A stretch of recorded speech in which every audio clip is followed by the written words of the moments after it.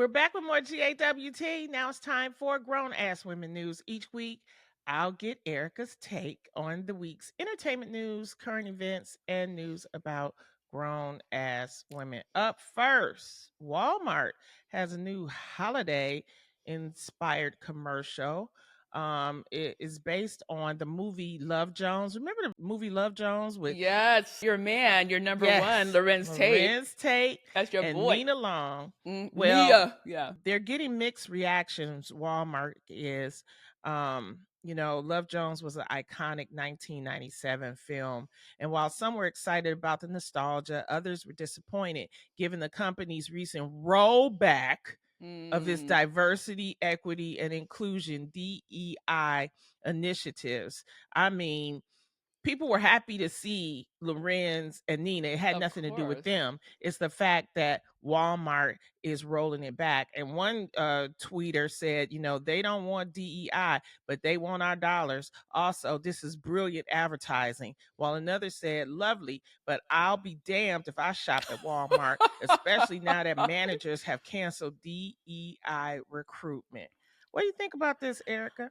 Well, listen, I get it. I think that it's disingenuous to be using our likenesses, and using, our iconic black stars to bring in, shoppers when you're slapping your workers in the face. So I get the uproar and the hypocrisy of everything that's going on right now. We talked about Jasmine Crockett and the pardon versus our felony, indicted president. I mean, like, where do you draw the line?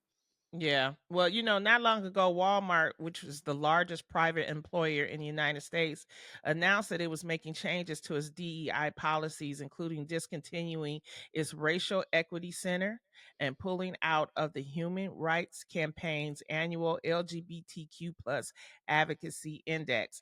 The thing is that these DEI, the reason why you got this type of commercial is because of the DEI Exactly. initiatives. Walmart was a great champion in supporting things like the Essence Fest. They were supporting HBCUs. So now you're telling me that, okay, we're going to get rid of all of this.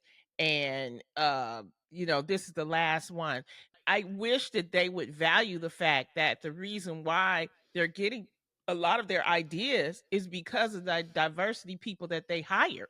Like Absolutely. I mean, it's not just oh, willy-nilly. A lot of diverse people, whether they're black, whether they're immigrants, they have these wonderful, great ideas and they add in their culture, and you see it by the product. So I'm really kind of disappointed that Yeah. they're letting go, but I'm glad to see that people are being vocal about like, we not shopping there, we going to Target. Well, That's what do you really think they're gonna do that? You know what I mean? Like, I think people like love them some Walmart, and I don't know if it's gonna make a big dent.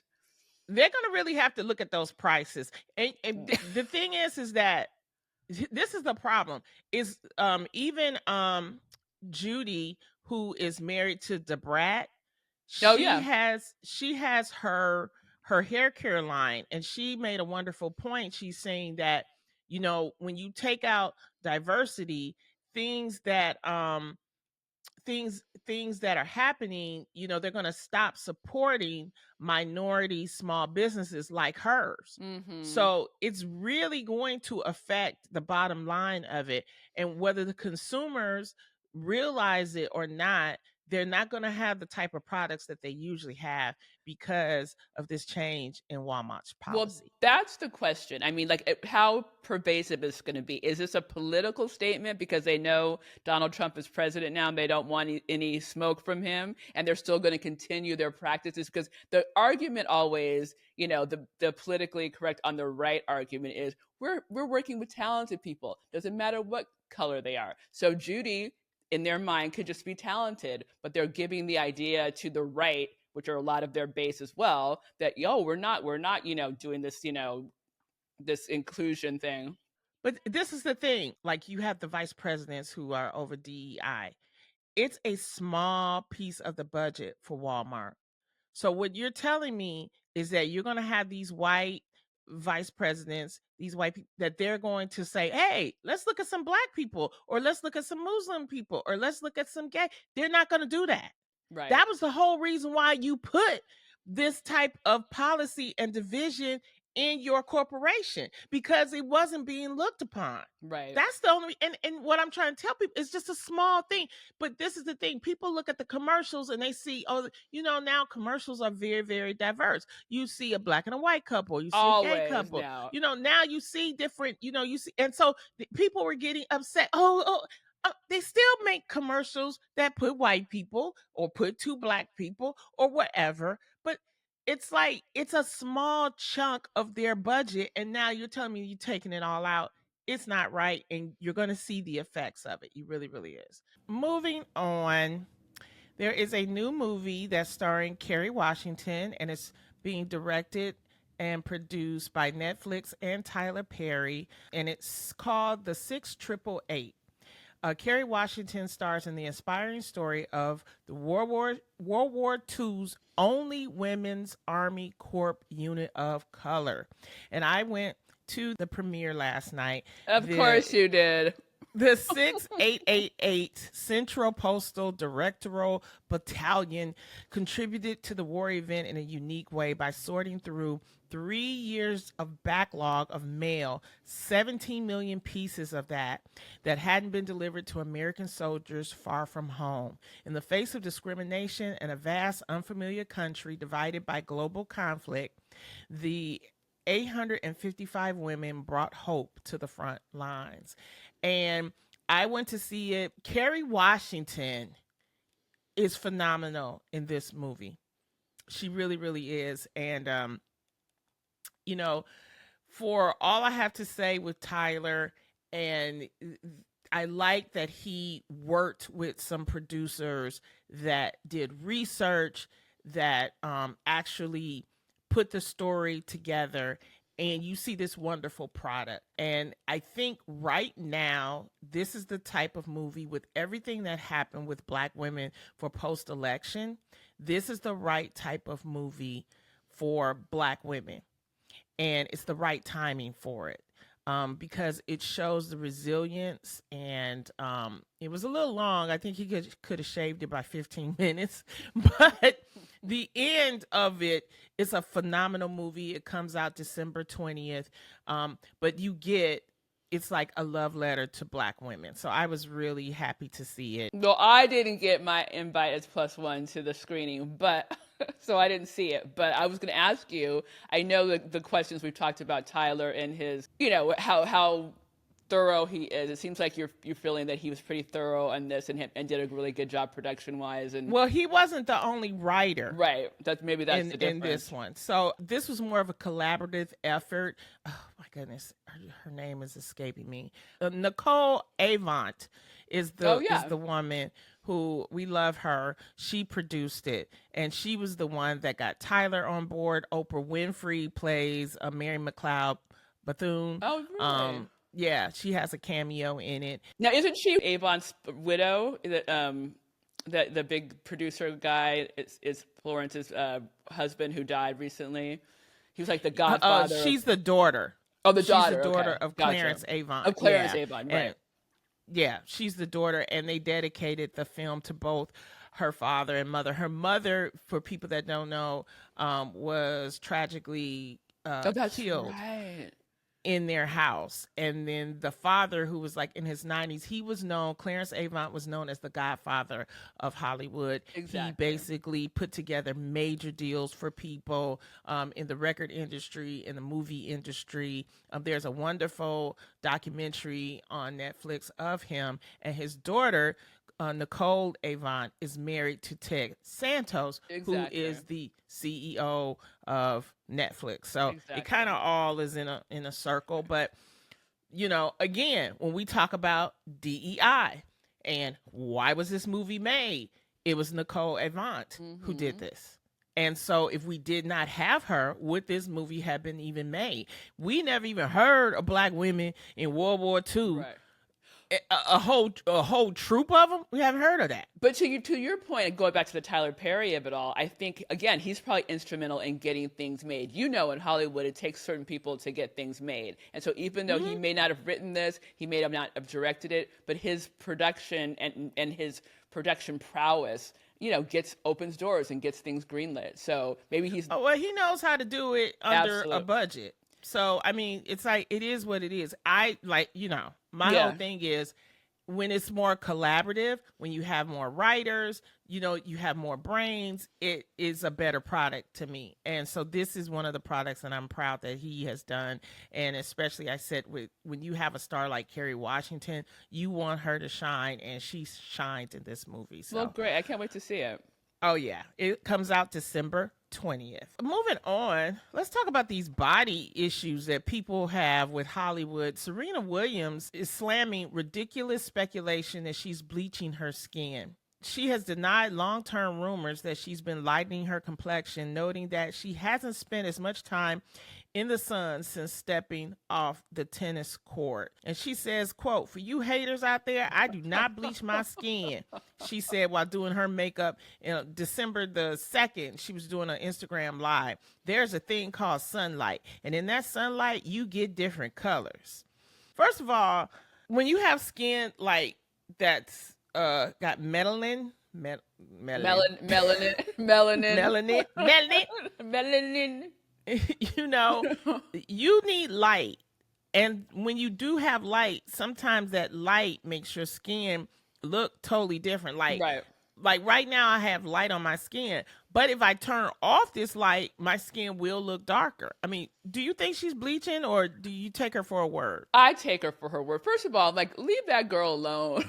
If she wants to put on, blending her makeup, that's the thing. Nowadays, there's this whole trend of putting on different things to contour, and the Kardashians, all that. So all these girls are doing that, and maybe she picked the wrong color one day. Why are we in her business? Like, why? Here's my question to you, Lonnie Leb, and I think this is a Black woman thing too. Like, why are we so critical of still of skin color and owning your skin color? Do you know what I'm saying? I remember back in the day, like, it was the light skin against the dark skin. Like, why are we still in this conversation? Well, it's the history of colorism. It has a lot to do with the fact of sexuality, what's considered attractive. Even in slave times, the darker skin women would be out in the field. The mulattoes and the light-skinned women would be in the big house. So it's still dealing with us. It's the fact of how attractive you are. They feel like, some women feel like they're not as attractive with dark skin. This has to do with television and with film. Yeah. I mean, it's so, when we keep telling people, when people see something or a view of themselves, they go, okay, it's all right to be that. But when you only see one person, if you only see white women, yes. If you only see light-skinned women on television, well, then that looks like, that's what's beautiful. Right, the idea of beauty, right. And when you see something different, you go, ugh, wait, what? And it takes, so I will tell you this, I remember years ago, I was having this conversation with a young man, a brother, and he was like, well, I'm attracted to white women because all I see in porns are white women. Oh, that's a whole nother story. I was like, wait, what? He was like, yes, that's all he, Mm-hmm. And so, but when you think about even in the movies, you had the Greta Garbo, right? Of course, who had that porcelain white skin, right. And it's just that was that standard of beauty. And so it took until the 70s, and we got Pam Grier, baby. Yeah, exactly. When we started getting Diane Carroll, it was important to put them on screen too and show their beauty. Even Viola Davis 100%. said that it wasn't until How to Get Away with Murder that she thought someone with her skin tone could be seen as sexy. I mean, and shout out to Viola Davis. 100%. She's not only a grown ass woman, she knows how to work it. But well, also, yes, just, And to that point about that role, I think, it's up to us as writers and creative people to create those roles for women like her. Do you know what I mean? Like, women in their grown-ass women like us can still be sexy. Darker women can be sexy. Like, why not write those roles for women in their, 40s to be badass and sexy and be kissing on a screen? I mean, that was something we never saw, Black people do when we were young either. Like, it wasn't until, like, talk about Love Jones, like, we got into these, like, Black love stories. Before, you never even saw Black people kiss on screen. Like, when Billy D and Diana Ross. Yeah, when they kissed, and it was like, oh my God, it was like, wow, that was like de regard. But like now we see it all the time, and it's beautiful. So like we have to write more roles like that for women like Viola, and establishing that they belong in the pantheon of beauties, and also being romantic leads. Like that's just something that was only relegated to blonde white women, and now women like Viola Davis can be a romantic lead. Well, blonde white women have issues too. Well, hell yeah. In a 60 Minutes interview released on Sunday, the Oscar winner Kate Winslet, while discussing her breakout role in Titanic, she was shown this E! News clip from 1998 Golden Globes red carpet, where the on-air host could be heard saying the actress looked a little melted and poured into her dress, and that she needed 2 sizes larger and she'd be okay. She said that it was absolutely appalling. What kind of person must they be to do something like that to a young actress who's just trying to figure it out? When asked if she ever confronted the press for their comments, Winslet admitted she did get face-to-face with some. I let them have it, she said. I hope this haunts you, she recalls saying. It was a great moment, she said, as she fought back tears during the 60 Minutes interview. It was a great moment because it wasn't just for me. It was for all the people who were subjected to that level of harassment. It was horrific. It was really bad. When we talk about the fact that weight shaming for a long time on that red carpet, and still on some red carpets, you can't be past 110. Yeah. You can't get a dress that no one would dress you back in the day. You have to be sample size, which is like a 2. Yeah. That's what sample size is. Mm-hmm. Believe me, I've been in this business for a long time, and I was being cast at a time before we had these plus size stores. So the only place that they could get clothing for a person my size was at the basement of Sears, right? the casting the wardrobe director, whoever, would just take your measurements and just get you a duvet cover and put a belt on it.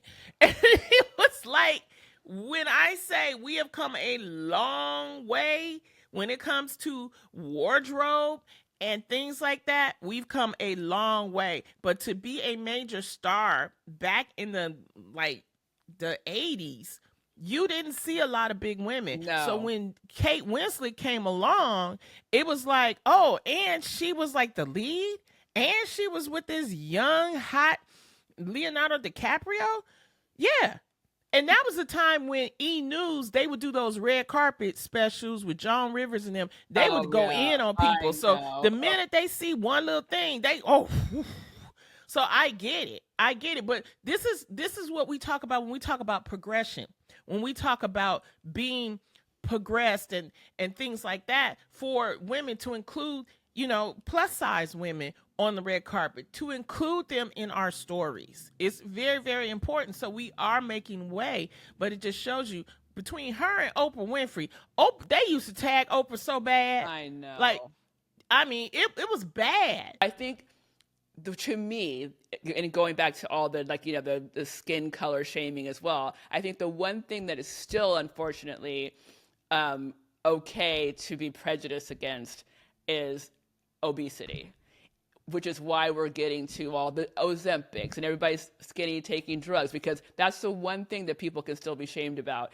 And I think, in our culture, it's still okay to fat shame people, which is horrible. So I think it's getting better, to your point, because the Kardashians and the booty looks and all that kind of brought in a little, made kind of having a body, in fashion. But still, being skinny is what we all revere. Now, what the goal is. And so, I think it's unfortunate, and I think that the pressure on women to again be taking Ozempic at this point, even Oprah, I mean, the bastion of body positivity, still on Ozempic at this point. So like, when are we ever going to let people be and not, expect so much of women and put so much onus on their bodies?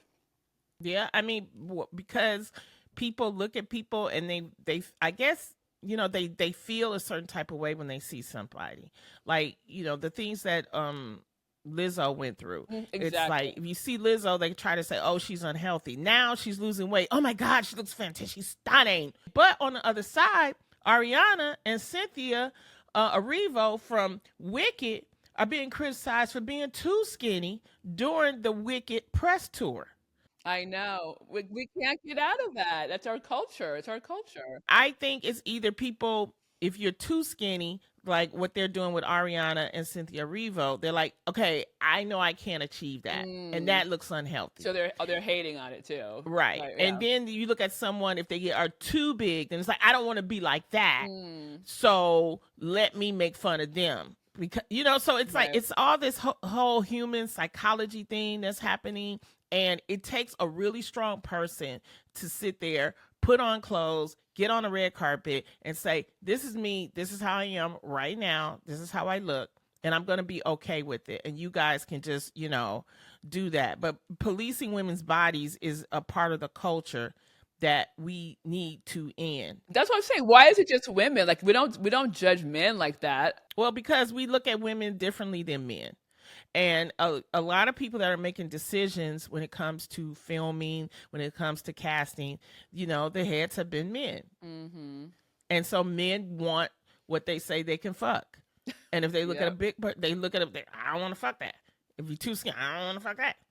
Yeah. So, they Yeah. lead with their dicks. 100%. And and they admit it. Speaking of men that are just horrible. Oh no. Women training as midwives and nurses in Afghanistan have told the BBC that they were ordered not to return to classes again, effectively closing off their last route to further education in the country. 5 separate institutions across Afghanistan have also confirmed that the Taliban had instructed them to close until further notice, with videos shared online showing students crying at the news. The closures appear to have been in line with the Taliban's wider policy on female education, which has seen teenage girls unable to access secondary and higher education since August of 2021.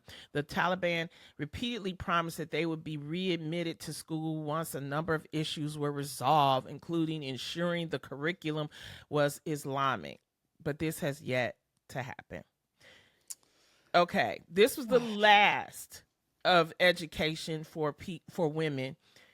First of all, midwives and nursing was one of the only careers women could pursue under the Taliban government's restrictions on women, and it's very vital because male medics are not allowed to treat women unless a male guard is present. So what are they going to do? The average Afghan woman has 5 children. So in maybe 5 years, what are they going to do if they haven't trained midwives and nurses? And you've got these crazy rules of it's got to be a male medic with a male guard. What? Really? No, you're going to have higher mortality rates, of course. I mean, that's a slippery slope for sure. But it also just scares the hell out of me because I feel like, we're kind of going in that direction too. When you start having these conversations with this new, cabinet of Trumps where it's like, well, women shouldn't be in combat. Okay, so what's next? That women shouldn't be doctors? You know what I mean? Like, it's that same kind of thing. When men start imposing limitations on what women should be in their careers, that is dangerous. This is why I tell people it is so important that you speak out. And even if you're speaking out, it's just making sure that you vote, that you making sure that you align yourselves with organizations that understand what's happening. I was listening to one report about a woman in Afghanistan, and she gave like a little voice message to be played, and she says basically, can you imagine this, Erica? She says, I no longer can go to school. I just sit in my house. She Mm-mm. said, I can't, they're not even allowed to go out in the park. They're not allowed publicly to be out and talk to other women. Like she says, I'm just sitting at my house. And trigger warning for those, she says, I don't feel like living. Mm. This is what can happen when Yes, people say it can't happen. It can. All it takes is a couple of policy changes, is what you're seeing already. And if absolutely. you think things are, you're not being affected by what's happening with the migrants, what's happening with, abortion, it can happen here because all it Absolutely. takes is a little change. And then it's like, boom, it's done. When people It's start done. dictating what your life should be as a woman, you must have this child. You must not work in this. I mean, if you're not going to have women in combat, there are something like 100,000 women in combat right now. So basically, you're taking their jobs away from them. So now they're unemployed. I mean, like, this it's a dictatorship, and it's a patriarchy that we have to be aware of, because it's like you said, a slippery slope. One thing happens, then the next thing happens. It's a domino effect, and then the next thing you know, we're in Afghanistan. Definitely. And we'll have to keep fighting. Someone who's tired of it is Britney Spears. Britney revealed on her 43rd birthday that she made the decision to move to Mexico in an effort to get away from the paparazzi. It really kind of hurt my feelings. She shared on an Instagram that the paparazzi made my face look like I'm wearing like a white Jason mask. It doesn't even look like me. The stronger singer added that the paparazzi have always been incredibly cruel to her, and that while she knows she's not perfect at all by any means, she believes the way they treated her was extremely mean and cruel. And that's why I've moved to Mexico. First of all, I love me some Britney, and she's my fellow Sag, so shout out to Sages. But we also have this thing, I will say, and I'm not a huge astrology person, but I know, like, when we've had it, we're done. Like, we will cut you out of our life if you, like, the last straw kind of thing. Ask my two ex-husbands. So I think that she's just had it. And I know she's got issues, you know what I mean? I know there's some stuff going on with her, but I think she's just had a crazy couple of years with her divorce, with the paparazzi, loving her, but just being intrusive, and everyone calling her crazy. Like, I get it. Like, go do you. Enjoy Cancun or wherever you're going to go. And then she also says, she's like, I'm turning 5. So she's like got this whole thing about how she's not even, acknowledging her age, which I will be adopting that this week too. So I'll be turning 15. Thanks, Britt. I'm 15. It'll be my like quinceañera or something. But Oh, I goodness. I love me some Britt, and I just I wish the best for her though, because I know that she's teetering, on Yeah, the edge. but she's not So teetering enough. She knows enough to move somewhere and move to Mexico for her peace. So protect yeah, your peace, Brittany.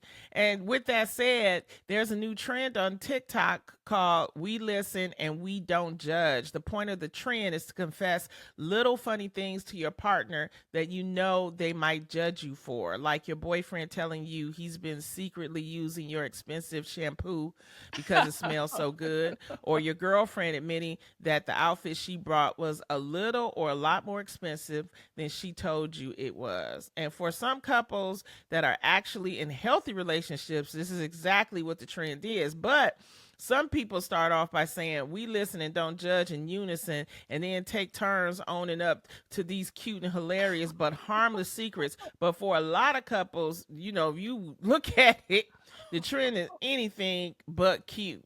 So, you do have someone, Corona Babe. well, Would no, you? let's go to you first, because don't No, you I don't. you I don't do none of these. So it. not that you would do this on I know you're not on TikTok, but do you listen to him, or do you judge him, or both? No. Why would You, I judge James? yeah, Lonnie, Why would I judge? because you're super judgy. Why would I judge him? You judge I, me on I the wouldn't do end. that. No. Eh, no, no. So what? He keeps the heat on.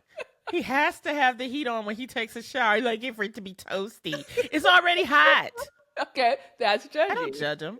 All right, do you listen to him? You're hilarious. You are It's not hilarious. about me. This is about you.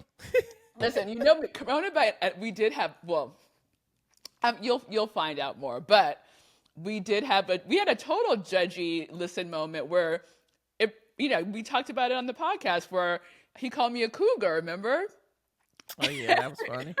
But it came from me calling him Corona Bay because he hates me calling him Corona Bay. He hates it because I think he thinks it like relegates him to be like like a booty callish kind of thing. You know what I mean? So his name is Eddie. It's not Corona Bay. So that's my first I listen. Oh, good. So I won't be like, hey, Corona Bay. No, his name is Eddie. So when you see him, please don't call him Corona Bay. Then I'll have to deal with him all night if you call him Corona Bay. It'll be a whole thing. He's very emotional. You should never tell a comic not to say something. I know. Listeners, wait till next week to tell you about this birthday party with her and Corona Bay. And I'll make sure he does not listen to this because I don't want the smoke from this. Oh my God. Oh my goodness. We're going to take a break, and when we come back, we're going to jump into today's topic with Kate Flannery. This is Grown Ass Women Talking.